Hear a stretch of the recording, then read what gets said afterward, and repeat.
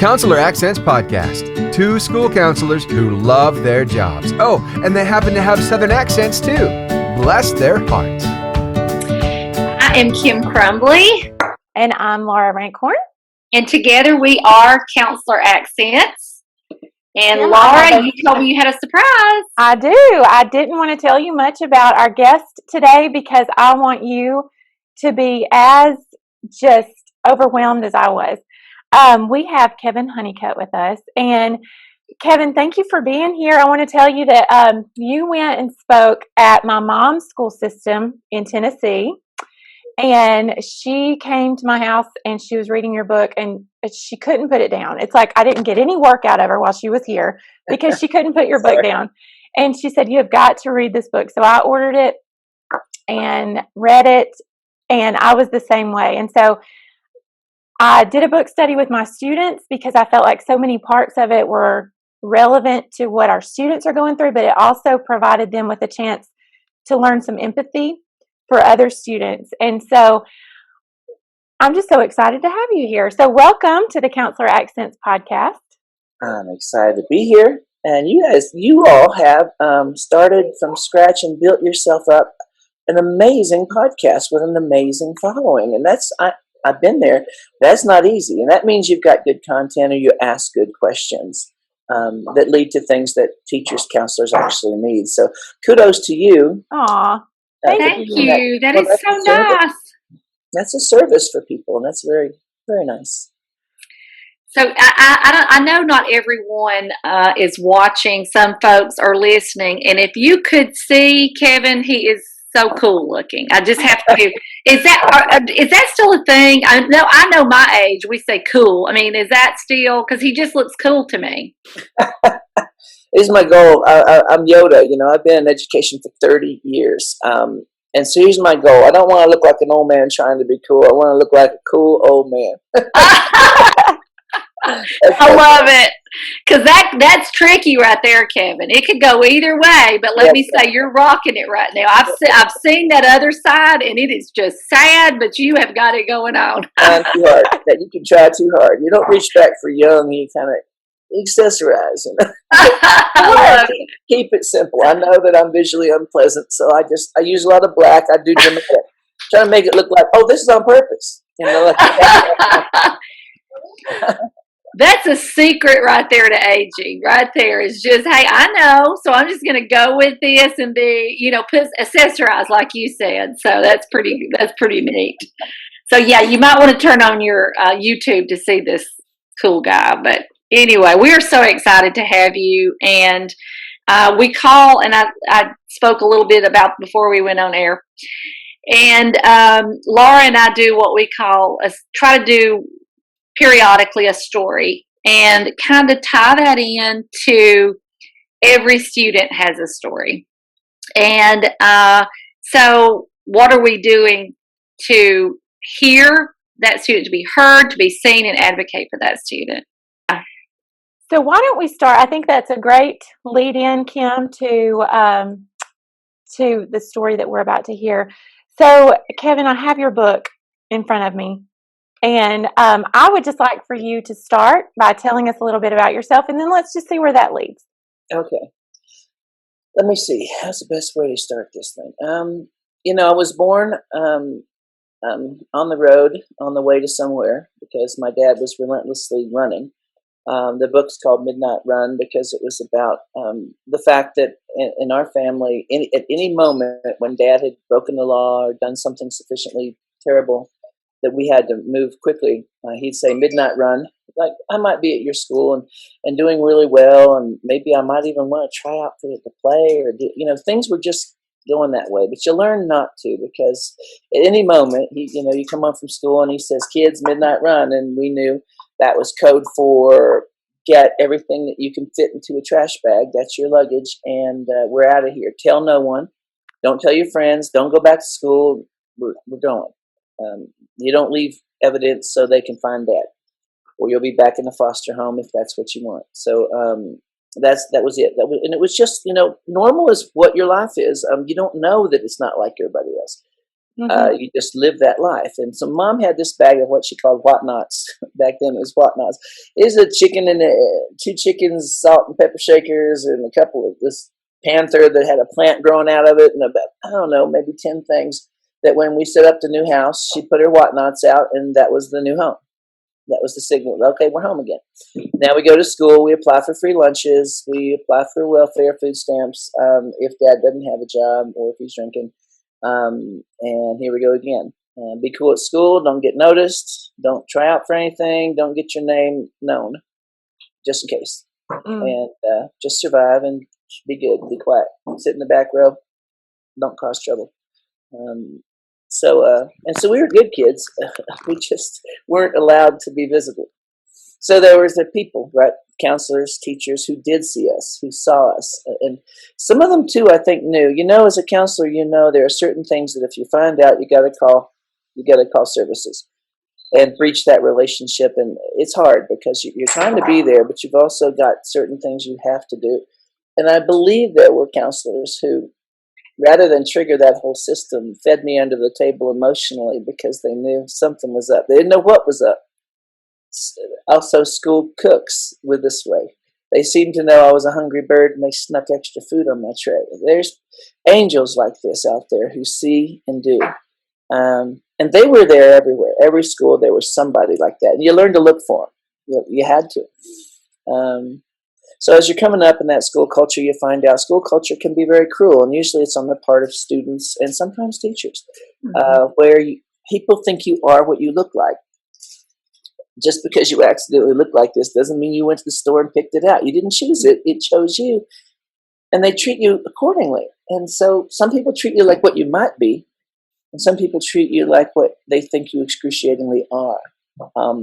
Thank God for that former person. Usually that was an art teacher or a crazy person. I can spot them everywhere. I can spot my own kind. It's a survival thing.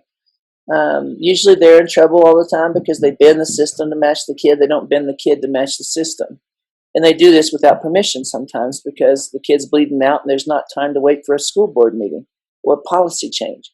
They do the right thing at the risk of losing their job or getting in trouble. And I never knew who that was going to be, but there were lots of them. And I'd say those were the Gandalfs and the Haggariths and the Obi-Wan Kenobis of my life. And, you know, it's the hero's journey. You know, when I teach kids this about the hero's journey, because most kids know the hero's journey from either Star Wars, Harry Potter, Hunger Games, any number of these movies that they love are all based exactly on the hero's journey, that you start in status quo wherever you are and you meet that wizard, whoever that is, right? And then they tell you there's a better life to cross this line, but that line is scary because you've never been over there. You've always been here, and you're good at here. But if you're going to go to college, if you're going to have dreams, you got to cross a line into unfamiliar territory that is terrifying, literally terrifying. I know how to get you through a bad neighborhood. I know how to get you safely to your car. In fact, you want to know me as a child even. I got skills. Just school doesn't value the skills I have, and so they're irrelevant. But if you talk me out of my skills, I'm going to get hurt. So how do you take the skills I have and turn them into skills that get me a better future? And this was the music teachers and the art teachers and the one counselor in Pennsylvania who saw me, who's still my friend. I helped her get her book out and get it published. You know, you come back around and you find these people. That's at least I did. I was on a mission. But first I had to get through, right? I had to be the first Honeycutt to graduate high school in living memory.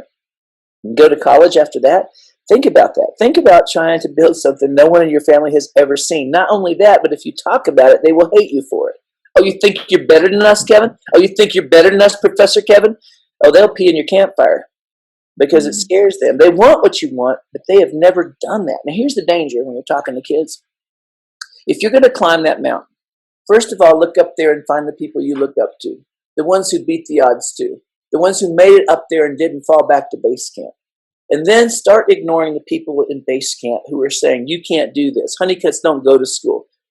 All of those things. Then get yourself a bag of pitons. And if you don't know what pitons are, they're these metal things you pound into the rock face and you strap onto them so that you can never fall all the way back to base camp. What are those pitons, you ask? Thanks for asking. Those are teachers. Those are mentors. Those are role models. Those are positive examples of people who did make it. And don't let anyone climb on your back and try to ride up for free. And I had those people. You always do. They don't want to do the work, but they want the result. It's terrible because it's hard. You want to help them, but codependency leads back to base camp. So I teach this stuff, right? I love my siblings. I love them all. But I can't do for them what I did for me. I can do for me. If you're a lifeguard or your kids have ever been a lifeguard, you learn what to grab people from behind because they'll beat you to death while you try to save them. You got to get them from behind and pull them back to shore. So it's not easy, right? So number one, save yourself. Save yourself. And then number two, be a positive role model for people. That's awesome. But you can't go back into the innermost cave. And if you look at the hero's journey, you'll see all these places. The innermost cave is when you got to face the scariest thing ever. For me, having ADHD, and if you haven't diagnosed that already, you don't have a credential. Look at this, man. So, and I'm not medicated because I just got up and I haven't had my Adderall yet. So this is me freeform. Woohoo! But now that's not all bad news, you know. I tell kids, you know, if you have ADHD, you actually have a gift. And I'm not kidding around here. This is You're not right. a thing. Because you see with something I call simultaneity. That means you can see more than one possibility at the same time. In fact, you can't not see more than one possibility at the same time. So think of it this way. Let's pretend that, remember in the old days you had transparency paper, you could Xerox it and put it on the overhead. Pretend that you got that. And so you got one idea on that. And put that down and grab another one, another idea on that, and stack them all up and look through all of those pages at the same time. And what do you see? You see overlapping ideas, and sometimes they make sense, and sometimes they make new inventions. I swear to God, everybody that's ever invented something new in our world, an entrepreneur like Steve Jobs or Bill Gates or, you know, any number of brilliant women, the lady who did all the pre-work that led to the vaccine, these are people who I believe they can see multiple channels at the same time, and they see combinations and they invent things. Now think about that. To invent something is to have an idea no one agrees with. If everyone agreed, it's not a new invention. So people who think this way in a system that doesn't have time for all of that, because you got to cover content. Then they don't have time for inventors, and they cut the horns off unicorns, and I don't know. Yeah. Well, you know what? So I'm out here fighting the other way. I'm saying we need unicorns. And I know they stab you with the horn, and I know that, you know what? Do it anyway. Do it anyway, because if we have nothing but conformists and people who Google, we got sheep and no shepherd, right? So often, a lot of times, the person with the strongest case of ADHD in the room is the instructor. Physician, heal thyself. But that's good news because they've learned the way. And if they'll just trust themselves that the things they've learned and the strategies they've attained might be good to teach kids, you're on your way. Now, that's a long way to go here, but basically the elements here is alcoholic father who's a criminal, and very abusive to my mom and to us. A dangerous life that we learn to live. I learned how to make the 5-minute friend. I can do any accent. I can be whoever I'm with, I become them. I've always been this way. So if I'm in Australia, the whole time I'm in Australia, I'm from Australia, not trying to make fun or appropriate. I can't help it. I've learned to chameleonize dialects because I had to. I was always on the run, always on the move. And so I pick up the local dialect in Tennessee or wherever I happen to be, and I talk like that for the whole time I'm there because I can't help it. So that's kind of fun, right? Now think about that skill set, right? Well, if you talk like this and you can go to any country and suddenly there's no language because your English sounds like their English, you know. I know when Outlander came out. Do you guys watch Outlander? Enough to know what you're talking about. Yeah, a little bit. So my wife likes that show quite a bit. So I worked on my Scottish accent, my Highlander accent, because I knew that she likes to show. I don't have a kilt yet, but I'm working on it because you got to keep the spark in the marriage, you know. So anyway, in the early days, that led me to theater. Oh my gosh! Imagine as an 8th grader, I can do a perfect estuary English accent, and who else can do that in 8th grade? So I'm Puck in A Midsummer Night's Dream, and you know I get theater scholarships to go to college. Look, there's always something a kid can get and learn if they know that, right? If they know that don't just sit here and survive and do nothing. Get better at something.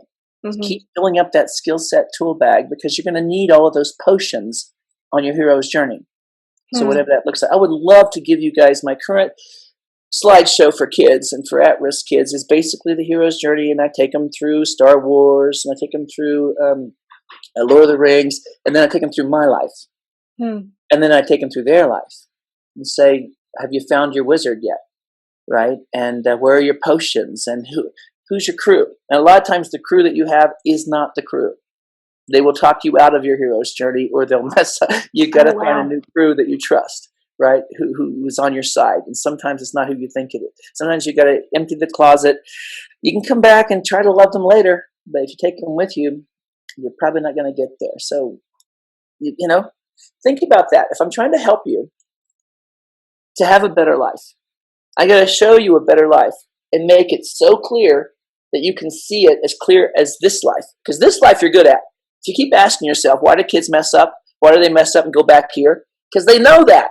They're good at that. You see what I mean? And if you don't take any of those skills over to this life, then this is scary. I'm good at nothing over here. Why are you promising me this is better? My whole family hates me for this. Do you understand? I'm going back here.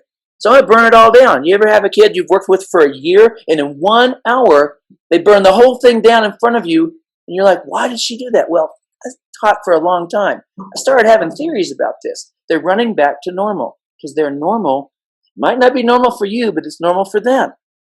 So they run back there. So you got to find some way to say, how do I, like, for instance, I'm a charlatan. I can talk people into anything because I had to. Dad sent me, if you read my book, you'll know, send us into the store to play the meat deal.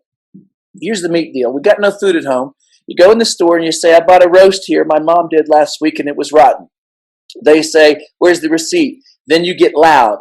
You mean to tell me that this store, and they go, shh, how big was it? And you go home with the roast, and guess what you are? You're the hero. See what I mean? Now that's embarrassing, but that's life. That's life. Now I can sell. See, I mean, this kind of grifter life could lead to sales. And I mean, if you could get rid of the bad and just keep the skill, right? So teaching is selling, really. I mean, any teacher that's good at getting kids to want something they don't want when they walk in the door is a salesperson. And they could do quite well and make a lot of money over in sales. So if you look at the kid and you don't see them exactly what they are, but you look at the skill sets. Most kids from poverty, they can talk because they have to. They've had to overcome by talking. They're communicative. If we could just value that. For instance, one of the things I teach kids how to talk a short story, talk an essay, talk a book. My book, if you've read it or seen it, it's all me talking. I recorded my voice and wrote down exactly what I said. I talked a book. And there are people that don't like this. Well, that's not the right way. She's not, is a wheelchair ramp cheating? There's new tools. We have speech to text. We got kids who can talk. Why wouldn't we translate that to product that makes them literate? I'm sorry I accidentally wrote a book. Where's yours? You don't like my book? Where's yours? Then you can shut up because I got a book on Amazon and you got what? Sorry I accidentally succeeded. You want to help me with this or just keep making fun of me because I didn't do it your way?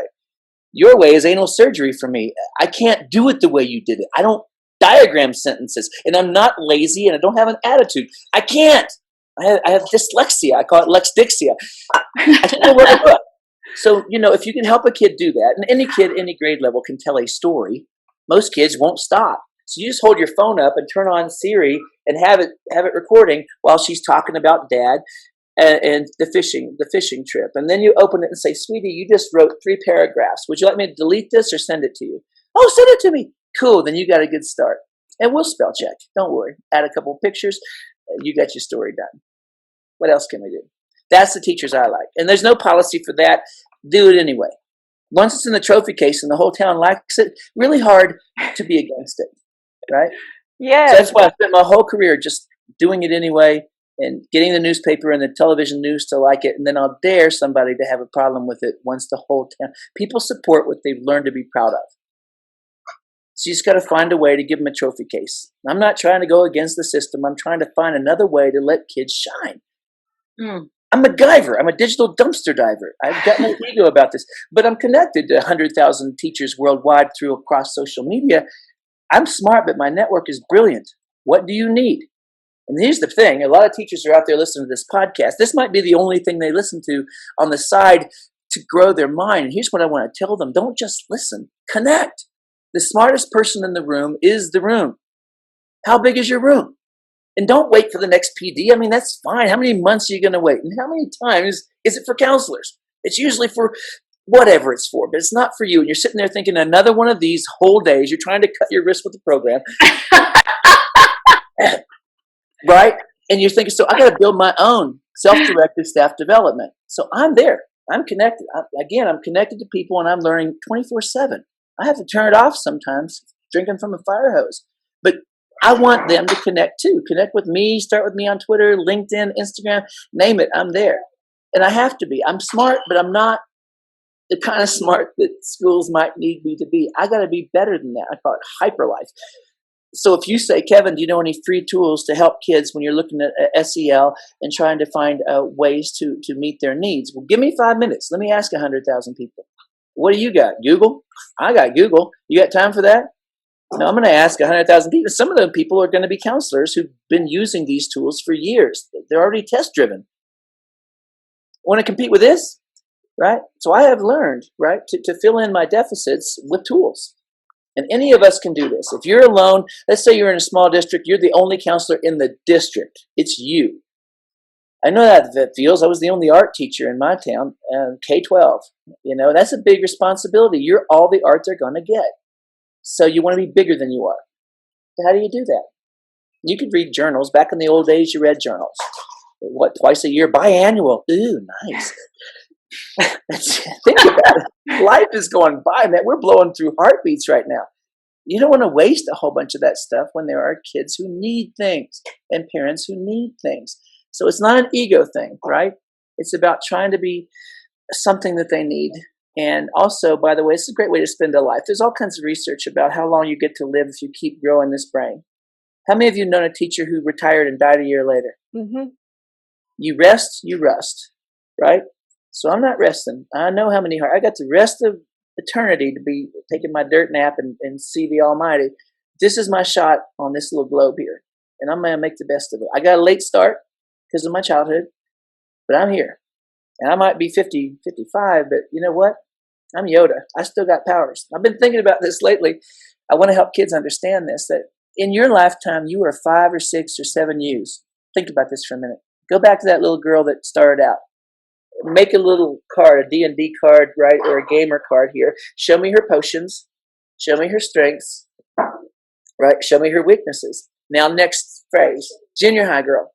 Show me her potions. Show me your potion. You got a potion? There's your potion. Cool. Show me her strengths. Show me her weapons. Show me how much life force she has. Now take me to just before college. Now take me to getting out of college, getting that first job.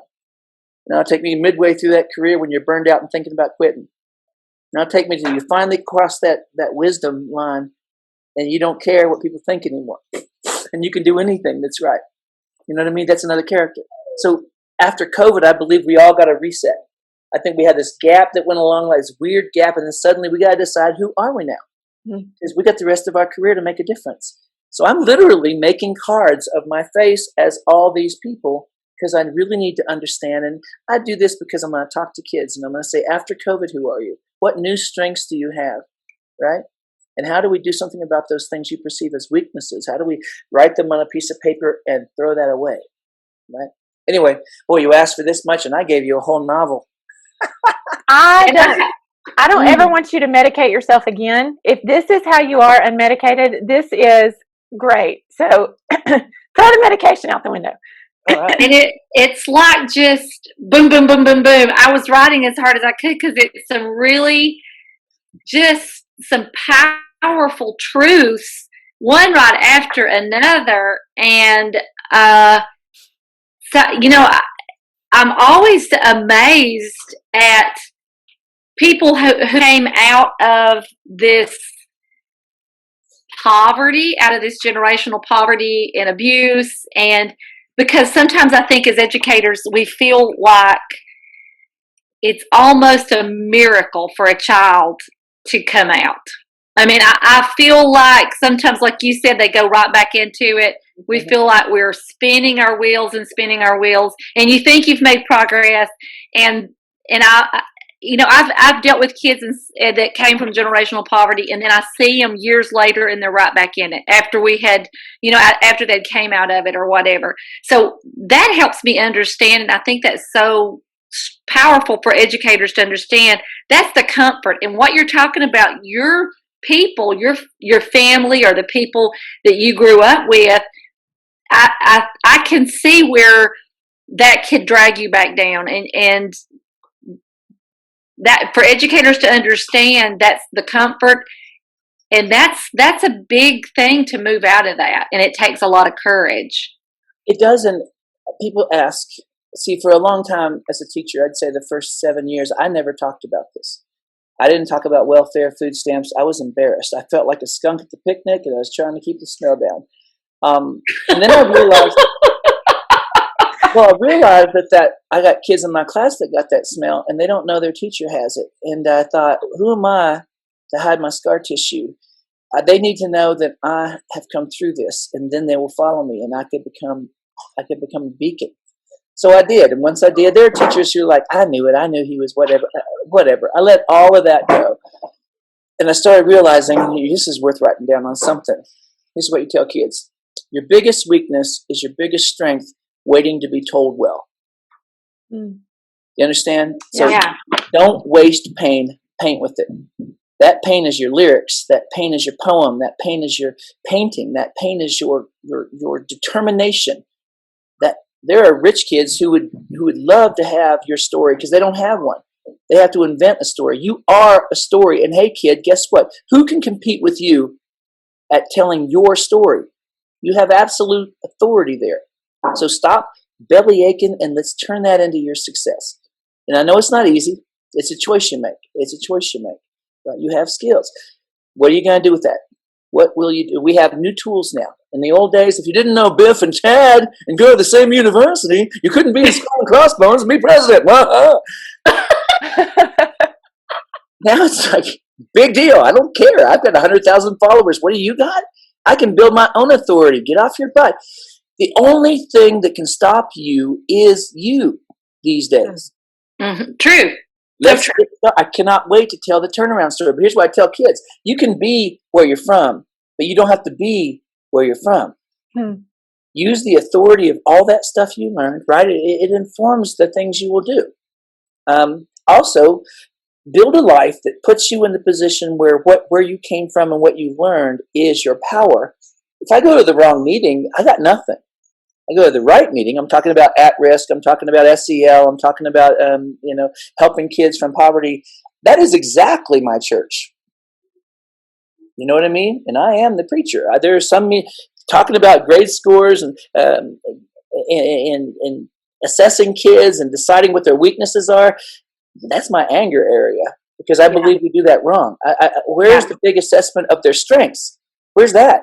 I have so much on my website, and you have to look around. I asked 100,000 teachers, a couple of years ago, to help me build a Google form for doing an assessment on kids on what they might be, what they could be, what they almost are. To go beside that big list of things they can't do, here's all the things they might do. And then how do we take that portfolio and make sure every teacher has it so when that kid comes to your class, you look at her portfolio. Oh my God, I heard you used to play guitar. Is that right? How do you know that? Well, because you have them fill out a questionnaire at the beginning of the year, parents and kids, and you have all that in their updated portfolio. And then when you say that, they think you're clairvoyant or it's meant to be or it's kismet. When you're from hard places, you believe in a kind of magic. It's meant to be, whatever. So I just feed right into that. Right? Oh my God, how's Mr. Honeycutt even know I used to play guitar? Well, I had an idea. I play guitar too. Maybe we can do lessons sometimes if you want to. Now she's like, oh my God, I love this class.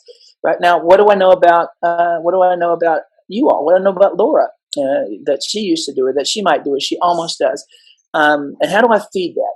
And that's not curriculum, right? That's building that relationship, becoming Obi-Wan or Yoda or Hagrid or any of those characters that helped on the hero's journey. Anyway, I'm all over the place here. No, you're spot on, and it's like you have listened to what we have been preaching. as far as in education, we feel like everybody has something that they're good at. Are we looking for that? And Laura, I know you're dying to speak because I don't even know how you're not crying right now, Laura. I am on the cusp of tears or standing ovation. I don't know what to do, so I'm not doing anything. But you are preaching exactly what we say, because just last week we were at a conference and I said that I tell students when they come to see me, I'll say, you look like you would be really good at art. And I've never once had a student say, no, I'm actually not. Or I'll say, you look like you would be really good at coding or whatever. And every time that student says, well, yes, I am. And it's like, you put this, I always say encouragement is literally putting courage into. That's what the word means. And I think that when we encourage students, we are putting that courage to be what we're telling them they are. And we just have to be very careful with our words.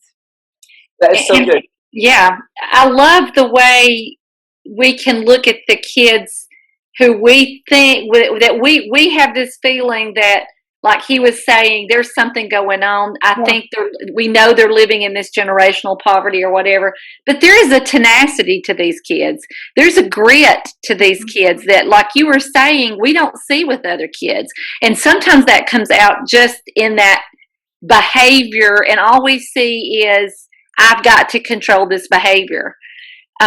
Did you have problems with your behavior? You said you were a good kid, but I'm having a hard time thinking with ADHD and you know how a lot of times we see bad behavior with kids who are in trauma brain. Let me give you a story that will illustrate an answer to that question. Okay. I got so many, and I can just go on and on, but this one here. So the one thing I was funny. I was always funny. Now, that's not bragging. I always say, if you're kids from hard places, either learn to laugh or learn to cry. I chose laugh. And there's a lot of comedians that you probably like that came from hard places, and this is why they're funny. There's just something that happens there. So, okay, so pretend I'm in your class, and the one thing I'm good at is joking, so I'm joking all the time. Now, you can choose to say I can't do that. And I had one teacher who said, you don't tell jokes in my class. This is my class. I tell the jokes in here. I said, when are you going to start?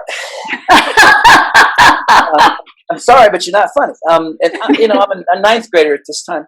So I have a couple of skills. I'm a good artist. I draw really well. In fact, I was going to show you some of my pictures here. Please do. I did all the illustrations for my son's book. And I've been teaching elementary kids the parts of an ant, and I draw that with them. I don't know. I'm just always drawing. Yeah. So that's one of my things. So when I go to a new school, I would get a sketchbook or I get a piece of paper. I start drawing, and they'd say, "Oh my God, the new kid can draw." And I had some. Well, in this class, I had I could tell jokes. This guy tells me not to. Now, what he should have done is said, "Kevin, if you get your grade up above a C, every Friday, the last 30 minutes of class is your comedy set." He'd owned me.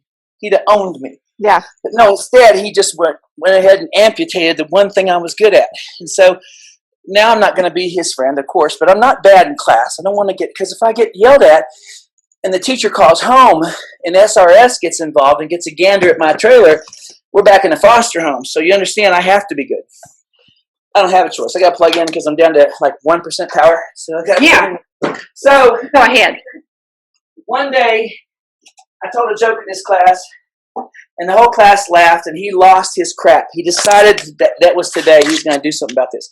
He grabs me by the neck, not the shirt, the neck, picks me up out of my chair, and I'm thinking, oh my God, this happened at school? He's going to get fired. Then I had the saddest realization of my life. He's not going to get fired. I don't matter. My parents don't come to parent-teacher conferences. He's getting away with this. Takes me out in the hall to have some us time. And he yells in my face, "You're trying to get my goat, aren't you?" He says. Has anyone ever said something to you so old-fashioned you don't even know what it means? Get my goat? So here's my reaction. I said, "Mr. H, I don't know what's going on between you and this goat. And frankly, that's none of my business." He lost his crap.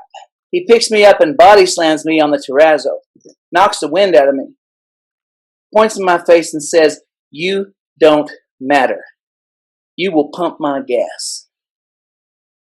Walks back in the room, leaves me out there, and this thought crystallized in my mind. I will prove you wrong. So I get to college, and I went to college, and there's a whole other story of how I went from D's and F's to all A's and 1B for 3 years. It was all realization, a moment when I decided I wanted something different. I didn't want my kids to go to bed hungry. I wanted my kids to have shoes. I didn't want to be in the trailer park. It was one big day where after that I tried, and I didn't have to kill myself. I'm clever. I'm not smart. I'm clever, but I can figure things out. Like I figured out when the teacher's asking questions and going through the chapter review in class, the next right answer is almost always the next dark black word in the book. You just go to the next dark black word and put your finger on it, raise your hand, say that term, and you will be right almost every time. That's all I did, is move to the front row and start going ahead and looking at the next dark black word. That led me to so anyway, I took his face with me to college. And so whenever things were hard, and it was, no one taught me how to learn. And I don't think they would have known how anyway, not with my brain. I had to learn how to learn. It was literally painful. There are certain kinds of learning that hurt for me. And so when you're asking me, you're not just asking me to try. You're asking me to feel pain and to feel stupid for not being good at what you've asked me to do the way you've asked me to do it. If you give me choices, I'll blow your mind. I will be the best student in this class. But if you only give me one way to be smart, I'm going to fail. Now, who the heck wants to do that? Right? So I get to school and I try. I sit in that chair, and I hung in there. And I stayed in there. I never went back to the trailer park, and I graduated. It took me 6 years because I changed my major a couple of times. And I get my teaching certificate. I am a certified teacher in the state of Kansas, and Mr. H lives in Kansas. In fact, I wonder if he still teaches in Kansas. So I get in my car. Now, that summer, it wasn't just about Mr. H. I went back on a thank you tour. I went back and thanked all the teachers who I could find, and the counselors, and the paraprofessionals, and anyone who'd helped me on my journey, and tell them I graduated college, and I wanted to tell them that they had something to do with that. Well, Mr. H was still teaching in that same school, and I walked up to him in the hallway, and he said, "Kevin Honeycutt." I said, "Dick." I had never used his first name. But you couldn't help yourself right there. It felt appropriate. So, and I said, "You can call me colleague." And I held up my teaching certificate. And I said, "It wasn't that hard." Dropped the mic. Boom. Yeah. So I said, kids, that's the moment you want to live for right there, right? Picture that face of that person. Prove them wrong.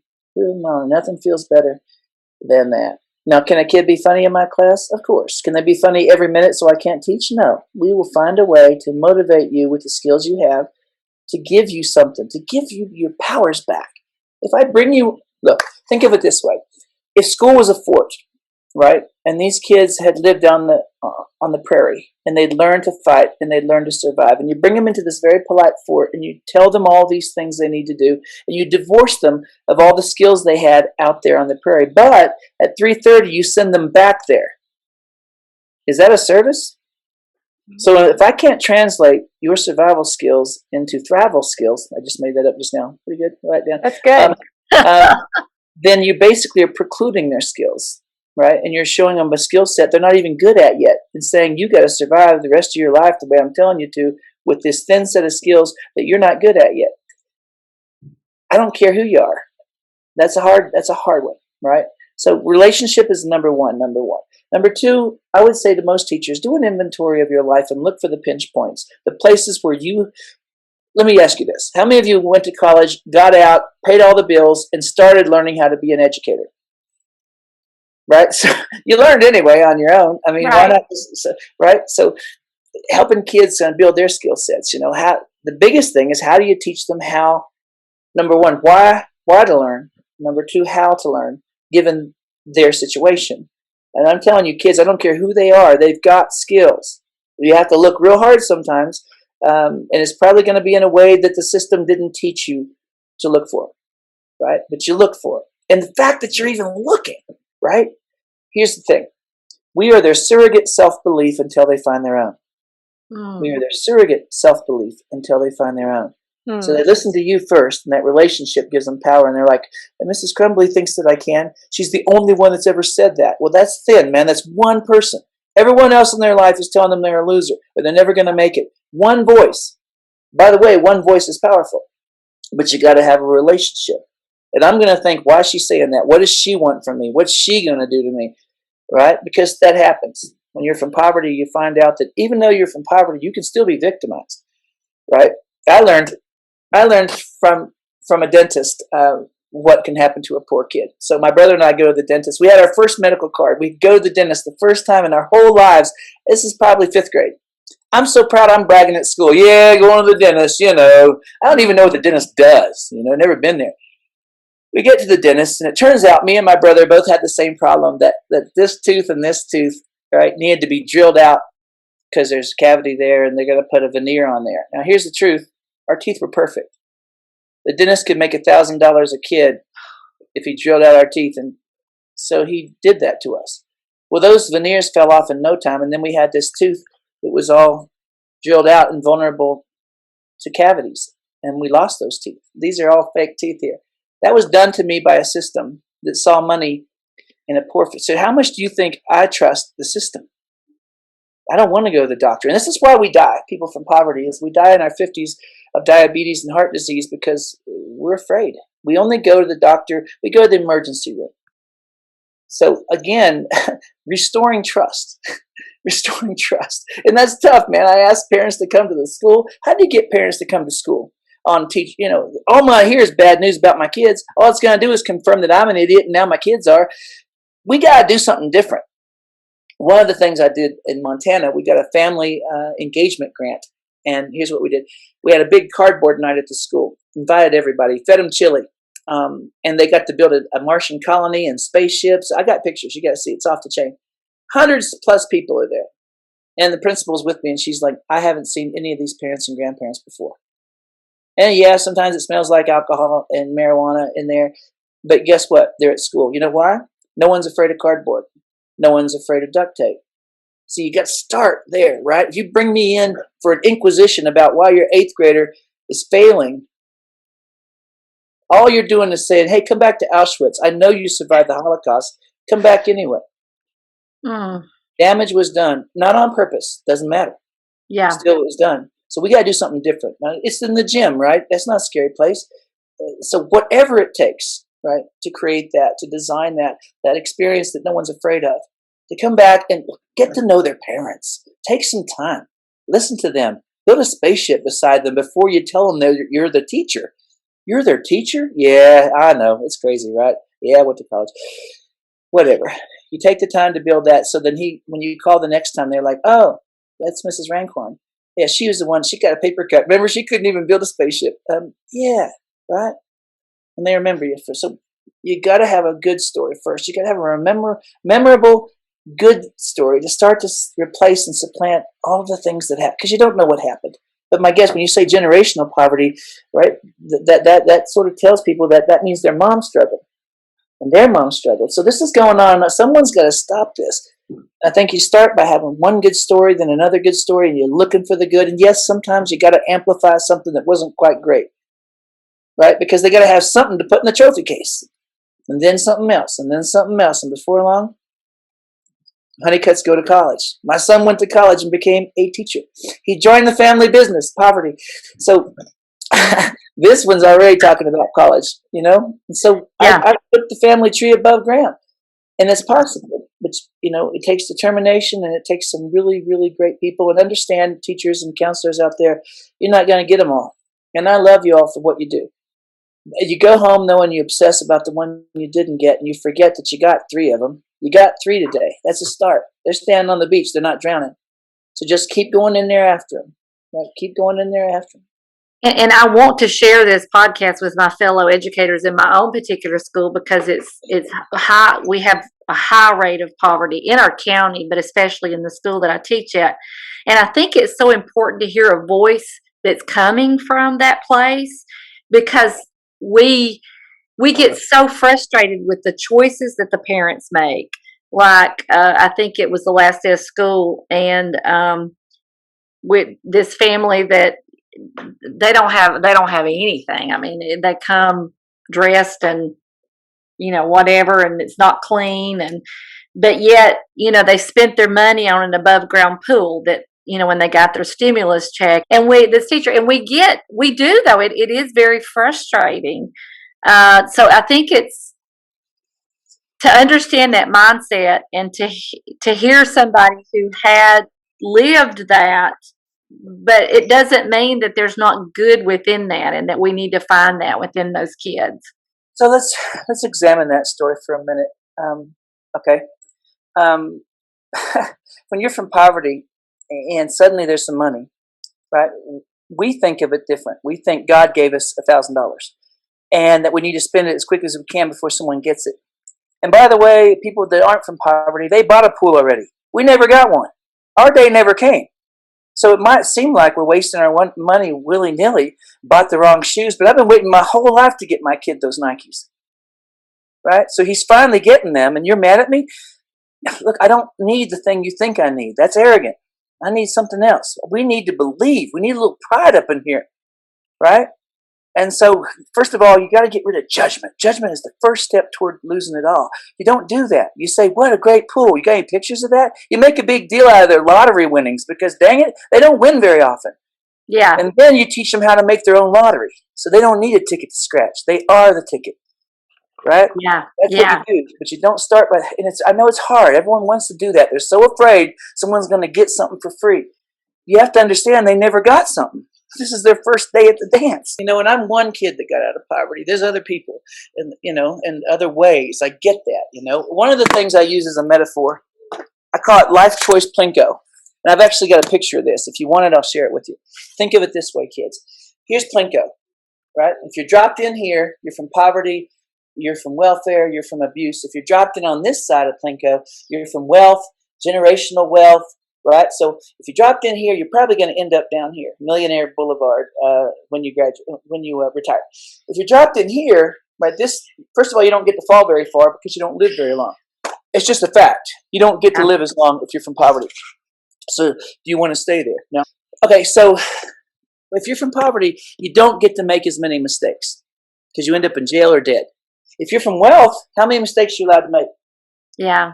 And you've got those folks to pull you out of those mistakes. You got support. So it's not fair. Hey, get over it. It's not fair. It's just how it is.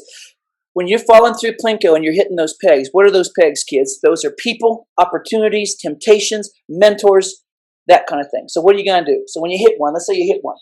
You can say yes or you can say no. So the teacher said, if you try hard and apply yourself, I think you can pass this class. And if you say no, you're heading toward this side over here, early death, welfare, all of that. If you want to get over here, you got to make different decisions than people before you made. So see the pegs. I'm at a party. Someone offers me meth. I never had meth before, never tried meth before. A bunch of them think it's cool. Maybe I'll have new friends. Maybe they'll like me. Maybe I'll get addicted to meth and die like my dad did. Think, okay? Take a minute and think. Where do I want to be and who do you want to be? And by the way, don't just think about you. Think about the kids that are going to have you as a dad and have you as an income. So do you want to be the next generation in poverty? Or do you want something different? How bad do you want it? And are you hanging out with the right people who are helping you make a better decision? Right? Who's that tribe? So as you're thinking about this Plinko game, and you can get mad, and you can blame other people, you can do all of that stuff, but your decisions drive your life. And I know you're saying it's not my fault, and I don't get to decide. The closer you get to 18, the closer you get to, you're driving that Plinko chip. It's not random chance. It's not luck. It's not that. It's you. How many of you ever made a mistake in your life, and when you did it, you knew it was the wrong thing? We all have that little meter that goes, nope, nope, nope. When we countermand that and do the other thing, that's when we're heading the wrong direction. So where do you want to be? And it's not just about where you end up. It's about where you spend most of your life because your kids are with you. So, right? So as you're going down that side, so I started over here on Plinko. How many of you know, if you're taking the, what's it called? The test you take to find out how many things are struck against you. With ACE. Huh? ACE. Yeah. My ACE score is 9. Whoa. Right? Yeah. I want kids to know their ACE score. You know why? I didn't know my ACE score. I'd have been proud of myself if I'd known. I overcame something. You know what I mean? Yeah. I'd have had some kind of a measure. I didn't become an addict. I've never been in jail. I paid off a mortgage. You understand? I'm a rock star.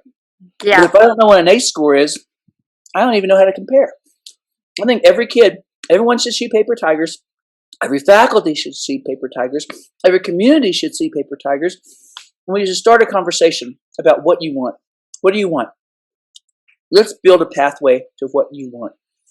Parents, we got to talk to them carefully because a lot of times they don't mean to, but they'll say, well, I know she's not good at writing. She comes by it naturally. No one in our family is. Stop it. She doesn't know she can't. We got a chance with this one. Don't make her the family hero and bury her in pressure. But you got to teach this, right? Because if suddenly now she's the family hero, the genius, she has to get an A. Now her self-esteem is all tied to getting an A all the time. You can hurt them with your help if you don't know. Yeah. Now, you've been there. I know you know. That's what's fun about talking to you all is because you know what I'm talking about. You know exactly what I'm talking about. I want to come to where you are and talk to teachers. Yeah. Number one, because every teacher, every bus driver, and I was in North Carolina and I met this bus driver. He's a millionaire, by the way. No one knows it. Shh. Yeah. He invented this muffler that they use in NASCAR. They use on swamp boats in Florida. This amazing muffler. And so he's this underground millionaire that no one knows. They think he's just a bus driver. So he drives by these houses. He sees the house. He knows where they come from. Yeah. And he very, very quietly helps them and doesn't give them money. Right? He knows what they need: a coat, shoes, but they just show up. Miraculously, they show up. Right? He's been doing this for years. Again, nobody knows it, and he swore me to secrecy, so I can't tell you his name or where he's from. But that's beautiful, right? Yeah. And it kind of shows you that everybody that comes in contact with these kids has a chance. Yeah. You don't know which one is going to be the one that gets through to them. It's smaller than 100. I want to think of it as navigator now. Navigator's always. Oh, I see. That's better. Number. Bigger than and less than. So you think this is pretty cool. See? Oh.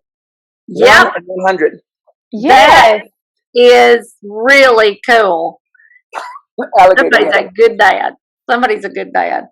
That's his mom.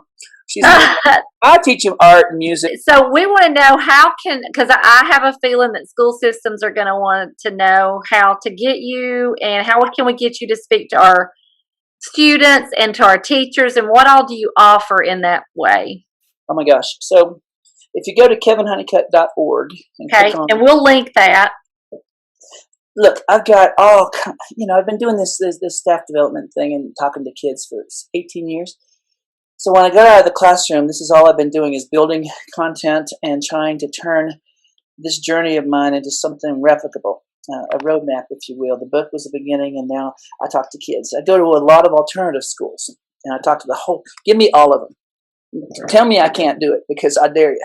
I go to schools where they're like, it's your funeral. You're going to talk to all 100 of them at the same time? Bring them. Bring them. Give me 2 minutes, and I got them. I'm not bragging. I've just been doing this. Yeah. And they see me. They know that I'm one of them. And I got them crying. I got them laughing. They don't want to leave. They come up to the stage afterwards and say, I want to do what you did. How do I do it? That's your moment right there, man. Yeah. I got teachers leaving while they're up there asking what they do. Stay. Yeah. Find out. That's passionate. You got a moment here. You got her hooked. Be her in the boat before she gets away. You don't get to do that over and over again. So, I want the teachers to be on point. I want the counselors to be on point. I want them to be up on the stage with me watching, so they can see the faces. They can go, oh my God, I never knew he cared. I never knew she cared. Of course, but right now she does. We're going to flip these kids today. So I want to talk to your teachers. I want to talk to the kids. I call it a community inoculation. Spill my coffee on my face. So I'll talk to teachers. Then after school, I'll talk to kids in the morning, teachers after school, parents in the evening. Get them all on the same page about what their kids could do. I do this all the time, all over the place. Before the pandemic, this is probably a tenth of the work I get to do. Most of the time I'm at a conference talking to 500 to 5,000 teachers at a time, or in other countries. This crazy life of mine has taken me all over this world. And it all started with talking about what really happened and what real is. And that's when teachers go, he knows. Mm-hmm. See, what is it? Madeline Hunter said, kids don't care how much you know till they know how much you care. Mm-hmm. You got to out yourself as one of the people, and then you can go somewhere. So I'd say if you go there and you can look, now you might say, Kevin, you kind of got it with this one title, but can you do some of this? Of course I can. I'm Yoda, man. I can do whatever. Tell me what you need. If you need to access title funding by making sure we hit a certain curricular area, you got it. I've done it a million times. And I'm going to get there early. We're going to talk about and get dialed into exactly what you hope the goal is. But here's, at this point in my life, I don't want to be a drive-by. I'm good at that, but I'm tired of the one-trick pony thing. No, I want to hook them and have you cook them. So let's be real about this. When we get them excited while they're still glowing is the time to do so. So what are we going to do in advance to plan to make the most out of this opportunity? While the teachers believe again and the kids believe again, that's your moment. What are we going to do? Are we going to do that strengths inventory with the whole student body and find out what they could do, what they might do, what they almost did? We're going to do that, or we're going to keep making a list of things they're not good at. So I want, at this point, I don't want to waste heartbeats. I want this to matter. If we're going to do it, and I got, again, no ego. If you're texting me while I'm at the podium and saying, make sure you say this, no sweat. I have ADHD. I can do it all. I had one lady, she was texting me every 10 seconds. Oh, make sure you say this. Oh, make sure. And I'm still talking to everybody. I'm like, still going. All that's still. Yeah, whatever. But that's my dream, Mark, is to get out there. I was in, was it Greenville, Tennessee? Where was I, Laura, when I met your mom? Winchester, Tennessee, Huntland, Tennessee. I'm wondering if it was that same grant that took Franklin me there. County. Yes, County. Because I lived there. I went to school. Yeah, Deckard. Yeah. Yep, Deckard. And yeah, I got pictures of that trailer.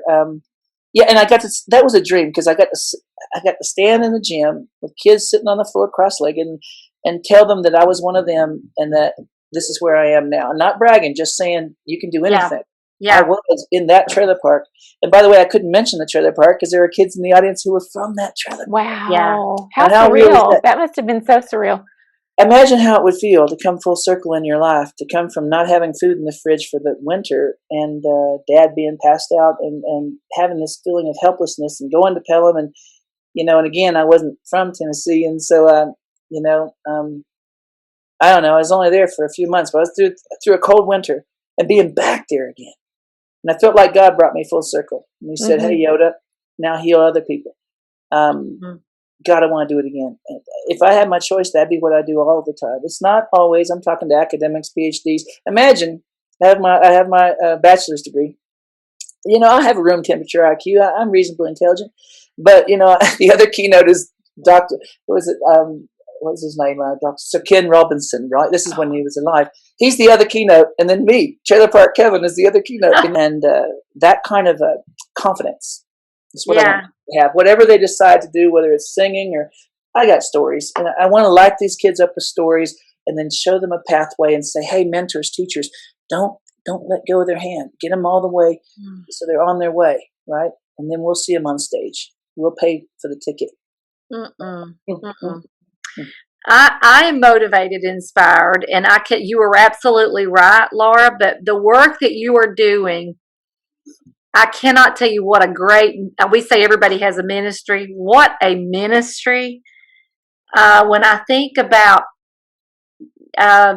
these kids seeing somebody that's come from where they are, I can't address that. Laura can't address that, but you can, and they can only envision what we can help them envision. And it's only, when we talk to kids about where they could possibly be, it's usually the best trailer they've ever been in. They can't envision even double wide. Right. And so that's hard for us to understand. And I think that we've been on this journey, Laura and I have recently, where we realized that we've really, to help these kids, we've got to think more like they think, and you're helping us to do that and to understand that coming from the adult side. Yeah. I have a thought that I've never had before, and I think it's important. Okay. I love him. I do this a lot, and I think the problem is if they see just me, then when I leave, they don't have me. What they need to see is me working with you. Okay, intentionally, subconsciously. So we're co-presenting in a session or two, and you're asking questions. And what the kids are finding out is, so Kevin is using them as sort of a gatekeeper, as sort of a docent. They're taking him through a system he doesn't quite understand. And so if I do the same thing, and they're here when he leaves, now they know that they still can move forward. If it's just me, often it happens like this. Once I leave, they cool off and they don't see how the local support systems can help them. So I'm going to talk about the support systems that help me cast you in the role as them while we're talking. And hopefully they look up at you and say, oh, that's what she's been saying. Oh, That is so good. that's just sort of trying to make sure that they can see that the on-ramp to the map to their success is already in the building. Yeah, that is so good. And I love that message. I don't want to be presumptuous here, but I would love to do something one day that we tell educators this, to show how to join up. My brain, and Laura can tell you, my brain goes all the time. And so a lot of the ADHD thoughts I have. But yes, I was saying I would love for us to work with you one day with educators, counselors, and helping us see that bringing in a you, and then we're there as the constant and helping educate people on this, these students and their strengths. That's been our message for a long time, is stop looking for what's wrong. And this is the deal. This is what we say, Kevin, all the time. It doesn't matter anymore. Look at where knowledge is. It's right here. This is our knowledge. Every kid is a genius. It's an equalizer. Right. And kids don't care as much. They don't care as much anymore about that. They've got to survive. And now is the day for the kids out there who there's a great equalizer right now going on, and it's they have getting to them to see that. Yeah. I tell them, I say the web and technology has prepared a buffet of tools for your success, and you're eating the napkins. Ah! Yeah. How do we do better than that? And sometimes sometimes educators are feeding them the napkins because they don't know, because they've never had to do these things. And so when you say, I don't want to know that, I've got a flip phone, I'm done, you're basically shoplifting from kids for a living. I call it opportunity embezzlement. No, you got to figure out, how does this Rosetta Stone translate what they can do to what they might do? Now, I'll show you stories. I'll show them stories of kids who've been on American Idols, kids that I know that have been on Jimmy Kimmel, kids who I know who have built and worked on their dream and gone from dark places, and they learn to dance with their demons and lead and take that demon and turn it into their message, their voice, their authenticity, their real, their life, and not go to jail. That's doable. I'd say most people, they fall off the path somewhere because they let go of the hand of the mentor. Now the mentor is learning too. The mentor is learning, oh my God, you can do that? Yes, you can. Sometimes the kid teaches you. You could use your computer for that? Yeah, I recorded my song on there. Now it's over on Spotify. In fact, go over there to Alexa and say, Alexa, play songs by Kevin Honeycutt. I will sing in your house right now. I'm on the radio. Are you? And I can get kids on the radio. To them, it's the radio. Right. And so that's what we're doing. And then we got tools for that. Most of them are free. So how do we become that person? A lot of times that kid excels in music, not in choir, not in band, in a different way, over on the side. They want to be in the trash can band or something else. Because the system has never, not only are they outside the box, they've never gotten an invitation to the box. You know what I mean? Yeah. So in the world of innovation and invention, these kids actually could be your best students if you just see it that way. And this is not bull crap, and this is not made up, and this is not pie in the sky. I've seen this. Yeah. This is doable. Yeah. And so I think we're always looking for, how can we really help these kids? And by the way, how can it be sustainable? And to me, you got to start somewhere. But if you start to have a few artifacts that prove the new story, and they're not going to outnumber the ones that prove the old story, not for a long time. In fact, I'm 55 and I still got more scar tissue than I got, beautiful lace or whatever you might call success. That's not going to change, but I'm on the way. Now, every day I got to get up and remind myself that I live here. This house, we bought this house. Oh, if you compare this to all the places I lived, I'm in the wrong place. And I told my wife, we got to scuff this place up. I don't feel like this is my house. I feel like I am living in someone else's house in someone else's neighborhood and then Gibson started writing on the walls, and I'm like, yeah, do that. It's our house now. It's a little beat up, and the pandemic really helped us beat it up good. I can live here. But even at this age, where there's this misalignment between what I can achieve and what it feels like to live there, this is why so many kids go back to the hood and get shot, go back to the hood and get on meth, go back to the hood, because even This is lifelong. This is not till they graduation is not the end zone. It's the beginning. Now they're on their own.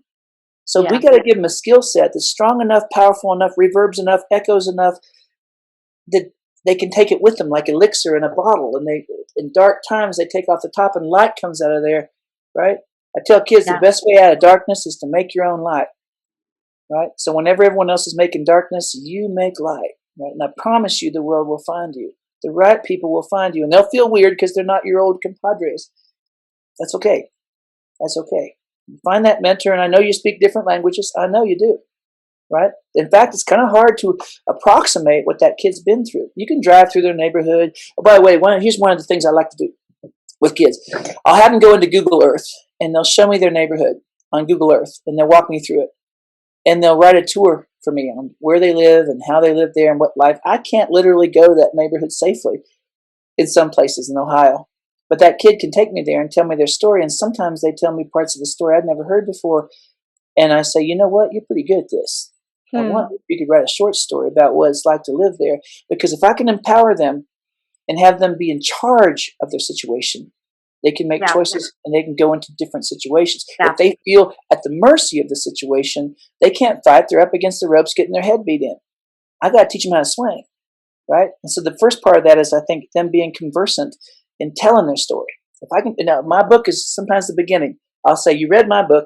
Was it hard? And they're like, no. Yeah, big font. It's designed to read quick and make you feel smart. But most kids say this at the end. Oh my God, I think I could write this book.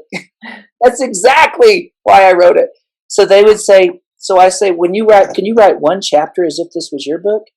If I can get them to write one, maybe I can get them to write 2 or 3. And if you need me to zoom in and talk to your kids, have them read the book first and just say, I know the author, Mr. Honeycutt. What? You know him? We'll play it up. I'm just mean. Oh my goodness. And then I let them ask me questions. And usually they love the one where grandma farted in the store or whatever. Some of these stories are just to get them to laugh and say, this guy's kind of funny. Because you got to go there. And then it's so cool when they come up to the mic on Zoom and they're like, at one time when your dad, it's so cool, guys and girls. I would do this all day long. This one teacher called me. She said, can you talk to my class? I didn't know she wanted me to teach her whole day. Oh God. I taught every one of her. I did 8 hours from the basement and talked to every one of her. And I don't care, I just like, sweetie, can you get them all in one room? Can you help me here? I got other meetings I got to do too. But you know what? I'm not going to say no. If I can get them to read the book, and then you can leverage that you know me. And again, please understand, I know I'm just me, but if they think it's cool, it's cool. Right. Or whatever. Then I'll pop on the screen and I'll look like I look in the back of the book. So they're like, that's that guy from the back of the book. I'll put mascara in my beard so I look like I did when I wrote it. Oh, so you know my trick. Okay. I know, but you get in the bathtub, that stuff floats off and sticks to the tub, and it takes a lot to get that stuff off. Oh, do we have a story for you? But anyway, that's another time. Mascara, thank God. Yeah, but it melts when it's hot. You got to be careful. Yes, it does. She knows that too. I sprayed her hair. We spoke last weekend in, I don't know where we were last weekend, but anyway, before we went on to speak, I sprayed her hair with hair color. With her hair color. And so it's I put my sunglasses up on my head and it was hot. Then I put them back down on my face, put them back up, and I had my God. That's freaking hilarious. Oh my God. So anyway, we're like, I don't know. I mean, I loved it. We thought it was hilarious. So I'm not in perfect physical shape, and I was in the Outback working with Aboriginal kids, bringing iPads into the Outback. Can you imagine me there? I was thinking Outback restaurant. Okay, that's my level. You're on a whole different level. Okay, go ahead. Okay, so while I'm there, like I got a shirt like this, and I've got half crescent boob rings. I've subsequently learned to lift up the boob and put antiperspirant under each one, and you won't have those smiley faces because it looked like 2 emoticons, And people were like going, Kevin, man, you're all right, man. You look knackered. It's got its own meaning, right? But they're all afraid I was going to die any minute, right? Because it's like a rainforest, man. I'm sweating buckets, right? So anyway, you learn strategies. I've got to have more Kevin in my life. I've got to have more Kevin. Oh my God. Oh, man. I think we're going to be talking to our school system and see if we've got a speaker this year, but for August. But I don't know how far booked out you are, but we're going to have to get you on the docket for our school system, and we'd love to have you in our schools. And I know our listeners would too. So we'll put those links in there, and I cannot wait to read the book. I wanted the story fresh today, and I'm so glad I did. But now, Laura, I'm going to get that book today, and I'm going to read the book. And I think I love what you do with your students. And now that we know, you can say, I know the author. So anyway, that's pretty cool. If you go on my website and go to the resources page, there's a free download of the PDF of the book, and there's a curriculum guide link there too. So if you can kind of bring out those chapters, there's more intentionality than it looks like in the book. But you don't have to buy anything to get that today, and it doesn't bother me because it's been out for a while. My second serious book is called Eat and Run, and it's all outlined right now. So I'd say within a few months that one should be out, and I go deeper. The first one I had to be careful what I said because my family's reading, and from dysfunctional families you're not allowed to tell secrets. Well, I'm telling secrets, but I thought I better get them ready first by doing a drive-by. The first one I'm a little gentle. The second one, there's a lot more in there. And I'm not trying to scare anyone. I just want them to know I've been where you are. Yeah. And I got out, and you can too. So I got to take them all the way to the darkest, inmost cave and bring them back out with the potion, the elixir, the answers. They're going to find their own. They're going to find their own. But they have to know they can do that. Yeah. Absolutely. They can see someone has, and they can. I love the Plinko.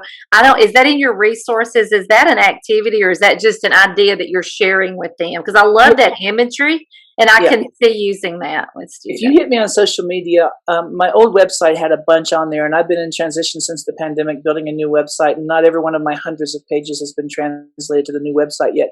But I have all the pictures, and I have all that stuff. So if you were to hit me on social media, on Facebook, on Twitter, wherever, LinkedIn, Instagram, and say, hey, can you shoot me that file, the picture of that? Because I've got a picture in a presentation that shows that, and over on the side it shows the elements of a Plinko chip and the elements of one of the dowels that you hit on the way down. And that way you can take it apart.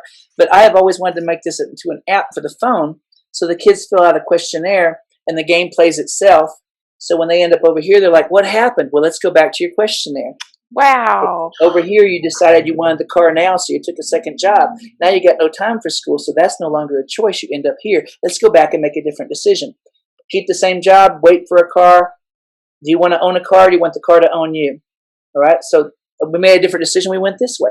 But again, they keep doing it over and over until they have a new way to get what they want. And it'd be fun if the app was snarky and gave them crap, like the app texts your kid and says, hey, your girlfriend wants to go on a date this weekend. Yes, no. And they say yes, and they send the text. They get a text back and say, no, the answer is no. Remember, you bought a car. Enjoy your car. I'm like,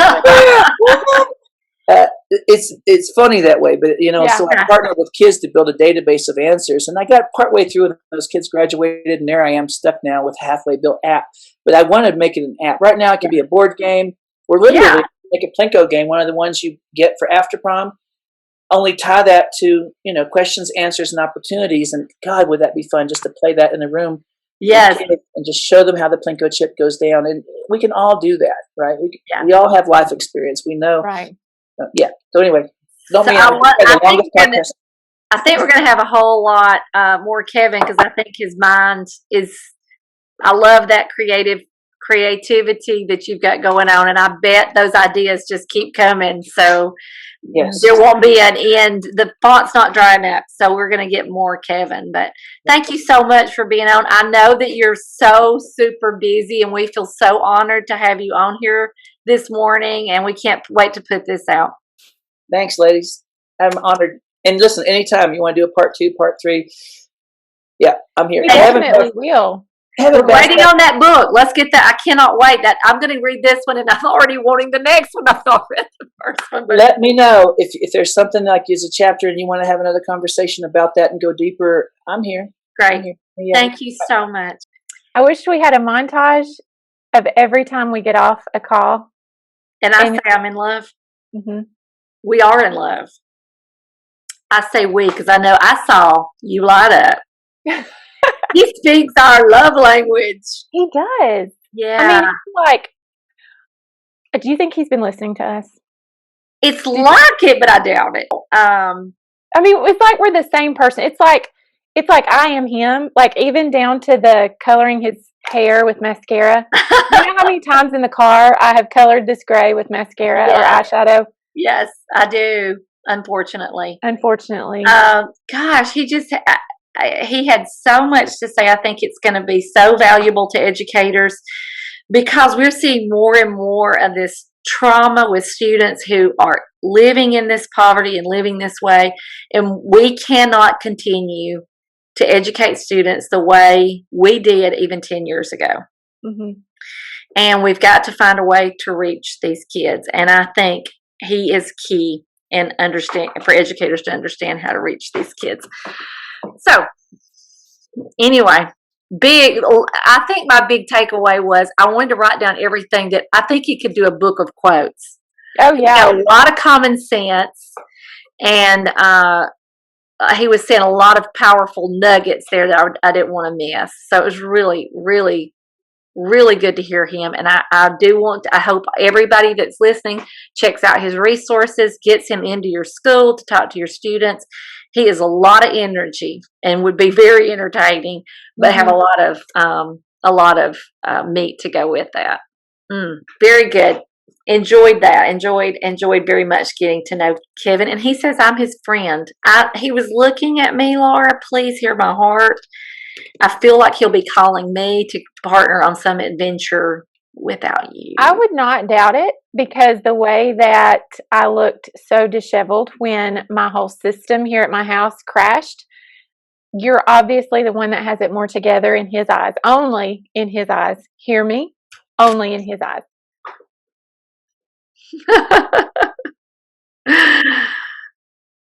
So thank you for listening today. Do you have a story?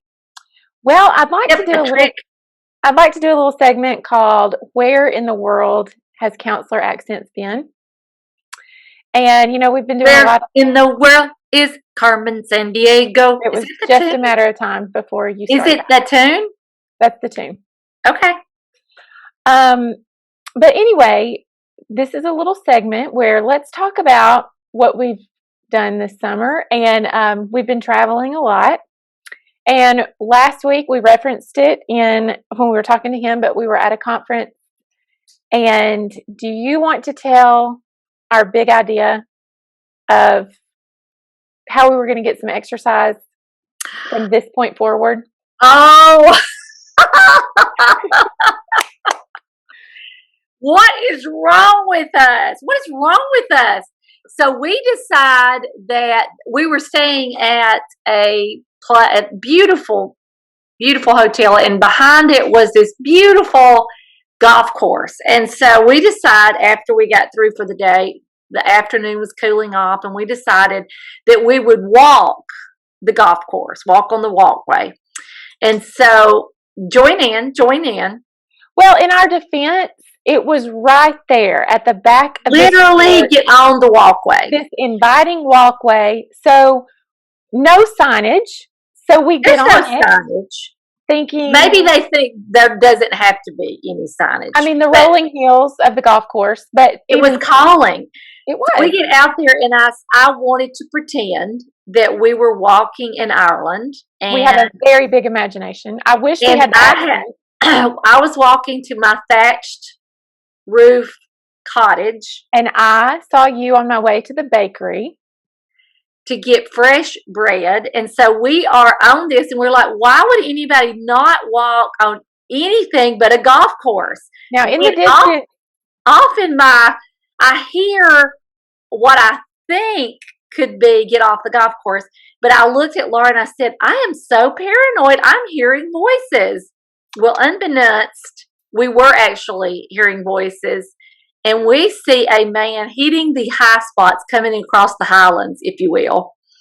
Like, we're talking, he's picking up air. He's getting airtime. He's riding the golf cart.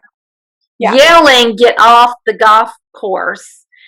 And he's smoking a cigar. Please picture this. And I am like, we are under attack. What is your problem? And he said, you've got to get off have you ever been hit by a golf ball? And I said, look at her. Of course she's been hit by a golf ball. Look at that head. Of course can you imagine me on the golf course, you get hit by a golf ball. So anyway, we are so, can I say tickled? We are so tickled about being our age. Please hear me, Laura. I hear you. And we are getting, like, we're educators. So it's so funny when you get in trouble by somebody. So we're getting in trouble by the man that's saying we have to get off the golf course. And he said, no, we cannot walk off. And I'm like, I'm trying to walk off. And he's like, no, we're going to have to take you one at a time off. He looks at you. He says, you can get on the golf cart. He looks at me up and down. And down. I don't even know what we're going to do with your girth. He said, I guess we'll just have to carry one at a time. He said, I'm going to ferry her over here and I'll come back and get you. And so you were going to stand the tallest thing on the golf course. But he's going to save my life. So I said, no, just let me crawl into a golf bag that you've got hanging on the back, and she can ride with you. And so I could hear y'all conversing up there, and I am laughing so hard, tears are rolling down my life, because I am hanging on a little 2-inch square on the back, and I'm trying to hide. Thank goodness I got the seat, because I would have been dragging legs and...